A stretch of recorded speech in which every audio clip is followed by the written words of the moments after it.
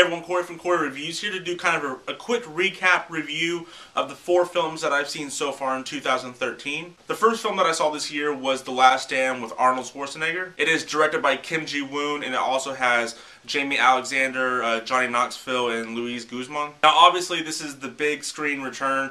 Arnold Schwarzenegger, his first film since Terminator 3.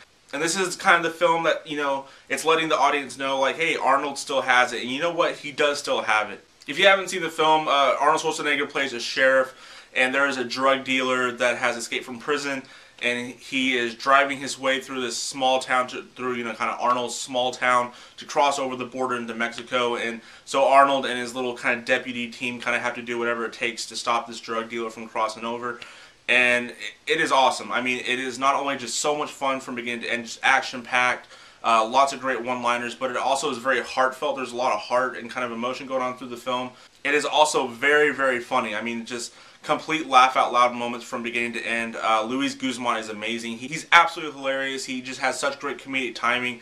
And he's actually kind of a badass in this movie as well. Jaimie Alexander is great, and she's also great to look at. And she did a pretty good job in this film as well. But kind of the big surprise to me was Johnny Knoxville, only because I thought that he was going to be kind of like the Jar Jar Binks of this movie, where he was just going to be completely and utterly annoying from beginning to end. But surprisingly, he is absolutely hilarious. He kind of plays Arnold's sidekick a little bit in the film, kind of towards, you know, in the final act.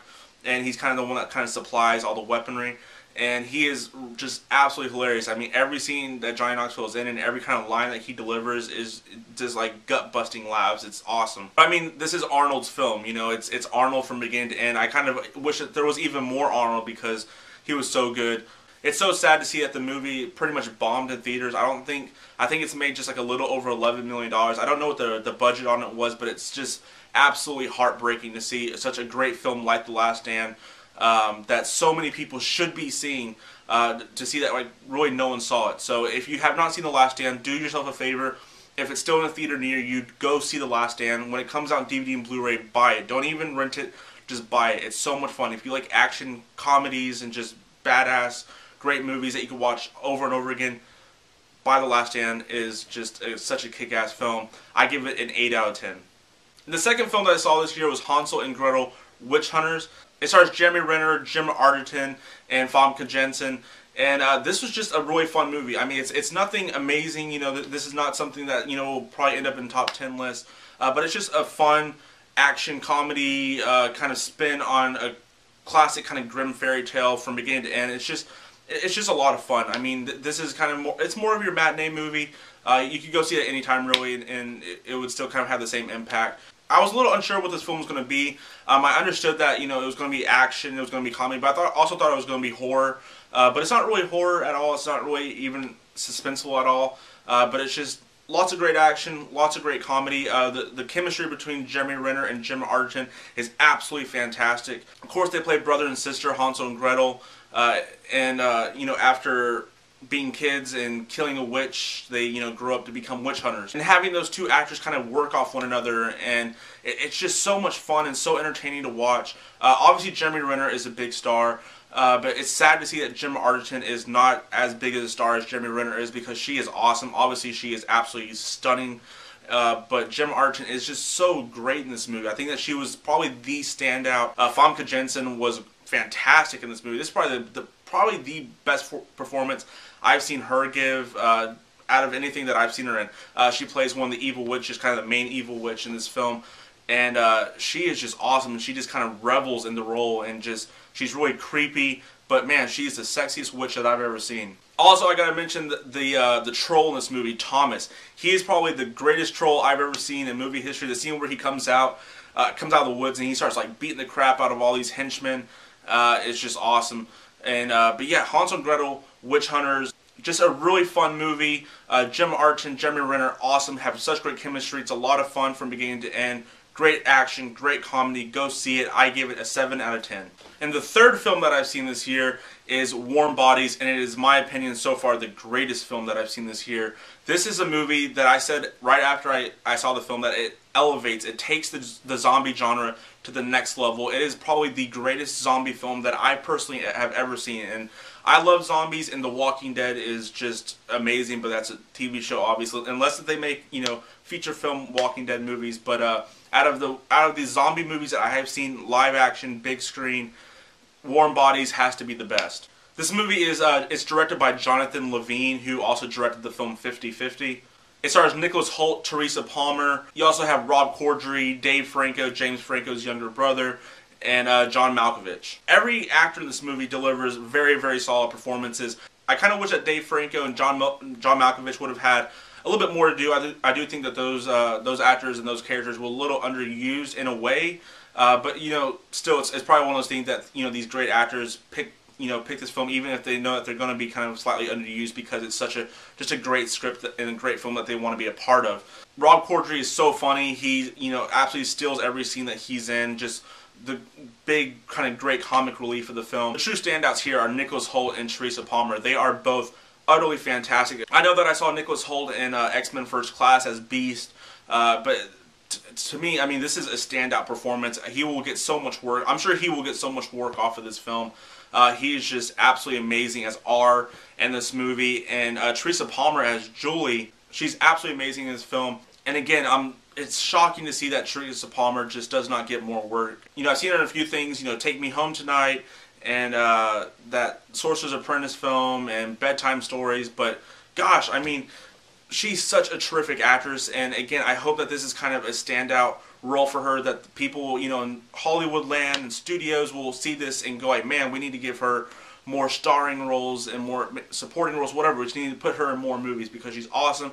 She's great to look at. And the chemistry between Nicholas Hoult, Teresa Palmer, R, Julie, absolutely fantastic. And of course, you know, it's obvious. I mean, even watching the movie, especially by the end, you know that this is kind of Romeo and Juliet with zombies. I mean, with Nicholas Holt's character being R, Romeo, you know, Teresa Palmer's character, Juliet. Then you have Rob Corddry's character, who's like Mercutio. So there's all those kind of similarities to Romeo and Juliet. And it is. I mean, it's like Romeo and Juliet with zombies. Like I said, it's by far the best film I have seen this year. If you have not seen it, please do yourself a favor. Go see it. And please go support this movie. Just go see it. It is awesome, awesome, awesome. Like I said, just the best zombie film that I've personally ever seen. I give it a 9 out of 10.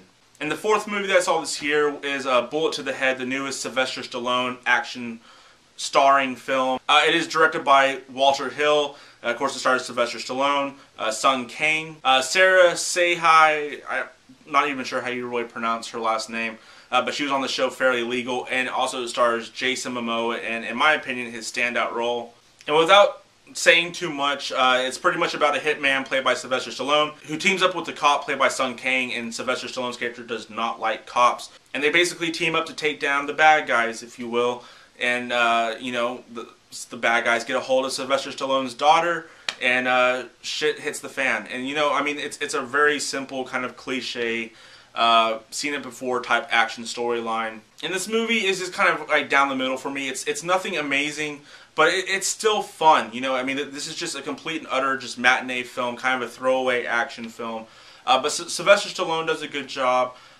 Sung Kang, he does alright. I really like him as Han and Fast and the Furious. Sarah Sehai, how you pronounce her name? She's good in this movie. She doesn't have a lot to do. She's very underused, but she's great to look at. But the real standout here is Jason Momoa. He plays pretty much, in a way, kind of one of the main villains in the film. The one that Sylvester Stallone really has to kind of take care of. And he is awesome in this film. He's one of those type of guys, he will, you know, befriend you and then he will kill you. He's just one of those type of characters. Jason Momoa just delivers such an awesome performance. The fight scene at the end with the axes, it's just awesome. Jason Momoa, Sylvester Stallone are the two big kind of standout things to kind of take away from this film. But at the end of the day, it's just kind of, you know, it's an alright action movie. It's nothing amazing. Like I said, it's just kind of a throwaway action film. It could have been more. It should have been more. I think given a better script, this movie would have been probably more so on par with The Last Stand. But I was watching AMC Movie Talk here on YouTube, and they were talking about how Jason Momoa would be a good Batman, and I completely agree. I think Jason Momoa would just be an awesome Batman, and if they go for a different direction with the new Batman films and Justice League, I think Jason Momoa would be a definite good choice for Batman, because he shows that he has that charisma. He has that kind of likability when he's on screen. You know, when you first see him, certain scenes, you're like, oh, he's not that bad. But then all of a sudden, he can turn and just be a complete badass out of nowhere. I think he would be an awesome Batman. But yeah, bullet to the head. It's so-so, but it's still pretty fun nonetheless. I give it a 5 out of 10. Still go see it. You know, it's still a shame that it only made like $4.5 million opening weekend. Go see it. Go show some support for Sylvester Stallone, Jason Momoa.